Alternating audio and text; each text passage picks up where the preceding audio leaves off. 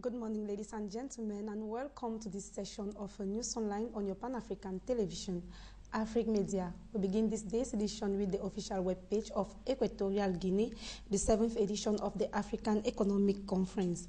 The purpose for the 4 days meeting, which took place in Kigali, Rwanda, is to determine the best approach to achieve the Millennium Development Goal.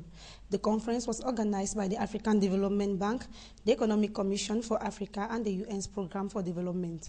Hundreds of leaders and research attended the conference, which main objective was the adoption of strategies to face the new partnership for Africa's development and the acceleration of sustainable development.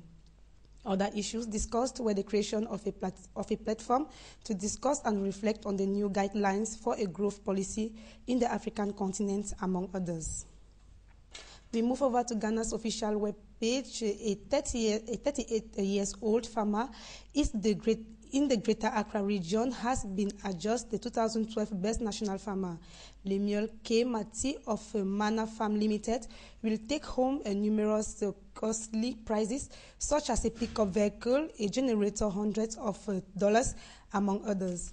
Speaking at the 28th National Farmers' Day celebrated in Accra, the head of state, His Excellency John Dramani Mahama, noted that agriculture holds the key to reducing rural poverty while increasing development in the country. Mr. Mahama promised his nation farmers that he will provide resources that will make farm work easier while appreciating them for their efforts.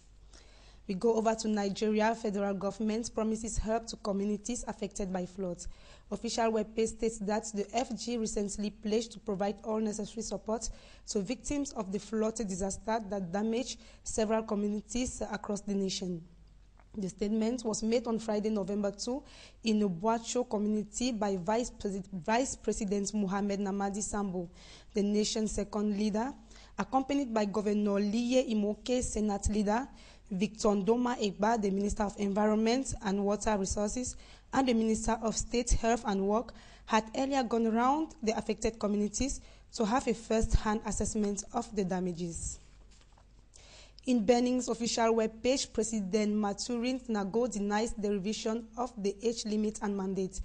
Back from a mission to Canada, the President of the National Assembly, Professor Mathurin Nago Kofi, came to verbally express his sympathy, compassion, solidarity, and full support to the head of state, His Excellency President Boni Yayi, faced to the difficulties he is facing.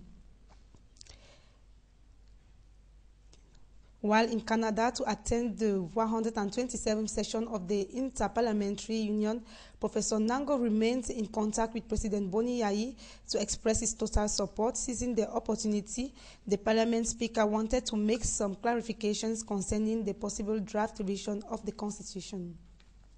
Benin again, the head of state, His Excellency Boni Yayi, effects an official visit to Abuja.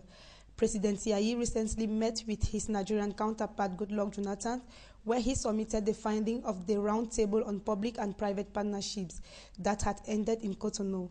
The meeting of the two heads of state helped Mr. Yayi to submit to Mr. Jonathan the recommendations of the Roundtable that the Nigerian president had pledged to implement.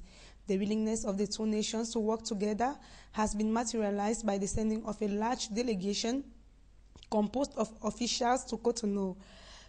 By the press, the Roundtable marks a new beginning of the relationships of cooperation between Benin and Nigeria. Over to Congo's official webpage, the Brazzaville Civic Court acquires sanitation equipment. The nation's official webpage states that the Brazzaville municipality presented on November 2 its second batch of sanitation equipment acquired from the French company Dupont. This equipment will enhance the operational capabilities of services in charge of channels, scanning and maintenance of green spaces. The Brazzaville Mayor Hugues Nguelondele announced the imminent arrival of 18 trucks already in the port of Pointe-Noire, saying that these devices will be distributed in all districts of the cities. Congo again, the Minister of Industrial Development visits trust structures. Minister Isidore Mveba on November 2 proceeded to Brazzaville for an inspection of different directions of the department to acquire about the working condition of staffs. The minister noted that two branches, notably the Secretary of the High Council of Public and Private Dialogues, were inspected, tracing out the problem of space.